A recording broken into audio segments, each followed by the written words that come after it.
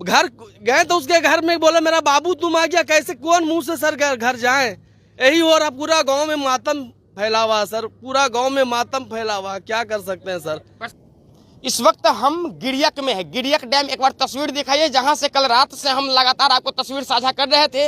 ये वही डैम है जहां कल बीते लगभग में 18 घंटे पहले यहां पे लगभग आधे दर्जन युवक स्नान करने आए थे, जिसमें 2 युवकों की यहां पे डूब करके मौत हो गई थी।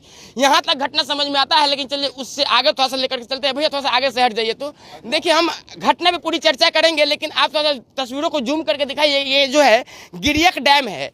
इसी डैम में नहाने से 2 युवकों की मौत हो गई है, डूबने से मौत हो गई है। लेकिन अब तस्वीर में देख पा रहे होइएगा कि इतनी घटना के बाद भी ना तो प्रशासन सजग हुई है, ना यहाँ के कुछ लोग सजग हुए हैं। और तस्वीर स्पष्ट बता रही है कि डैम से इतना नजदीक होकर के फिर मछली मार रहे हैं, स्नान कर रहे हैं, यानी कि फिर आप एक बड़ी घटना को आमंत्रित कर रहे हैं। चलिए, पहली पहलू थी, दूसरी पहलू पे आते हैं। जो तस्वीर आपको कल रात में हम दिखाए थे कि यही आप देखिए पंचाने नदी है, जहाँ पे अभी भी शव की तलाशी, जो मृतक की शव की तलाशी है वो जो है कि चल रही है। लेकिन आपको जान करके आश्चर्य होगा कि यहाँ की जो प्रशासनिक स्थिति है, जीते जी तो नहीं लेकिन मरने के बाद भी सुकून नहीं देती है। हम पूरे मामला पे आपको बता दें कि यहाँ पे लगातार ये घटना जो है कि कल यानी कि बीते दिन 17 सितंबर को दिन के लगभग 3 और 4 के बीच में होती है।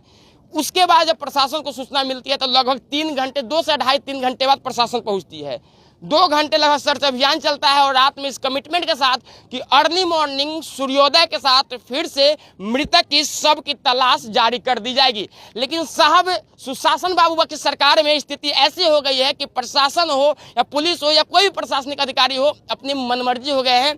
पूरी तरीके से अपनी समझिए कि तानाशाही रवैया अपनाने लगे हैं। आपको बता दें कि यहाँ 5 बजे से इस बॉडी को तलाश करना था इस नदी में, वहां पे बॉडी तलाश करने के लिए परिजन को, पीड़ित परिवार को धरना देना पड़ता है। आप सोचिए कि मरते मरते तो चैन नहीं मिला, मरने के बाद भी प्रशासन उनको चैन से नहीं मरने दे रही है। और उनको इस प्रकार से समझिए कि परिवार हो, पीड़ित हो, क्योंकि ऑलरेडी उन्होंने किसी ने अपना भाई खोया है, बेटा खोया है, किसी ने भतीजा खोया है, कितने परेशान होंगे। और आप उसमें क्या करते हैं, इन्हें धरना करने पे मजबूर करते हैं, आंदोलन करने पे मजबूर करते हैं। अब आप यह बताइए कि अपने परिवार को ये लोग संतावना दे या आंदोलन करे, या अपने परिवार के ढाढ़स बढ़ाए या ये हड़ताल और भूख हड़ताल करे। ये अपने जो परिजन है, जो अपने मृत व्यक्ति है, जो बेटा है, भतीजा है, भाई का, उसका बॉडी खोजेंगे या ये प्रशासन के हाथ जोड़ी करेंगे। चलिए, क्या कुछ प्रकरण रात भर में बीती है। रात भर ये लोग पूरा परिवार इसी पंचाने नदी के किनारे, दूसरा दिखाइए पहाड़ दिखाइए कि कभी भी जंगली जानवर इन पर अटैक कर सकता था, कोई घटना हो सकती थी।